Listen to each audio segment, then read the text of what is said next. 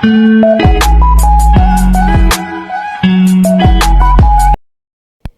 guys, may nag-request pala sa akin ng kanta at ay aking gagawin talaga to dahil lang sa ang hirap maghanap ng pera mga langga. Pero kailangan ko tong gawin dahil sa nag-request siya sa akin. So, of course, ating pagbigyan ng ating isang kaibigan sa kanyang request kasi first time kong nagawa ng mga kalukuhang sintonadong kantahan ay parang naano siguro sila sa aking kanta kaya ayan, shout out sa inyong lahat dyan at sa mga bisita ko dito sa aking premiere. Shout out sa inyong lahat sa mga nanonood dyan. Sana'y huwag nang bitbitin yung mga chinelas nyo ha.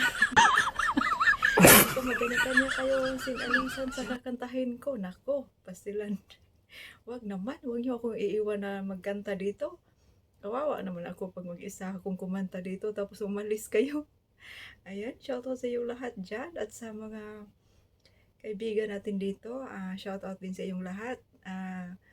Of course, sa ating mga legit na mga supporters dito sa YT. Shoutout sa iyong lahat dyan.